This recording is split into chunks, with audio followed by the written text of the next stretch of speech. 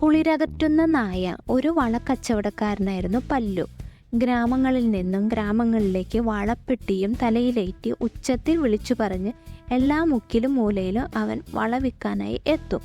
ഒരു ദിവസം പല്ലു ഇടവഴിയിലൂടെ നടക്കുമ്പോൾ അങ്ങാടിയിൽ അലഞ്ഞുതിരിയുന്ന ഒരു പട്ടി അവൻ്റെ പിന്നാലെ കൂടി. എത്ര ആട്ടിപ്പായിച്ചിട്ടും പല്ലുവിനെ വിട്ട് പട്ടി പോവാൻ കൂട്ടാക്കിയില്ല. പിന്നീട് പല്ലു പോകുന്നിടത്തെല്ലാം പട്ടിയും കൂട്ടിനു പോകും. ഒരു ദിവസം കഠിന തണുപ്പുള്ള പ്രദേശത്ത് പല്ലു എത്തി.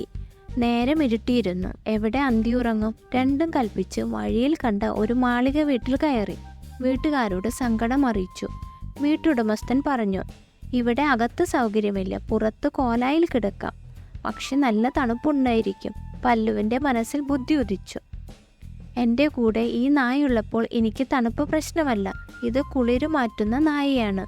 വീട്ടുടമസ്ഥൻ കുളിരിൻ്റെ കടുപ്പം കാരണം വേഗം വാതിലടച്ചു. പല്ലു അന്ന് രാത്രി ഉറങ്ങിയില്ല.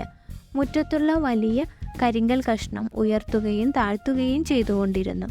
രാവിലെ ഉടമസ്ഥൻ വാതിൽ തുറക്കാറായപ്പോൾ കോലായിൽ നായയുടെ അടുത്തായി കിടന്നു. വീട്ടുടമസ്ഥ വാതിൽ തുറന്ന് പല്ലുവിനെ നോക്കിയപ്പോൾ വിയർത്തു കിടക്കുന്നതാണ് കണ്ടത്. അവർ ഭർത്താവിനോട് സംഗതി പറഞ്ഞു.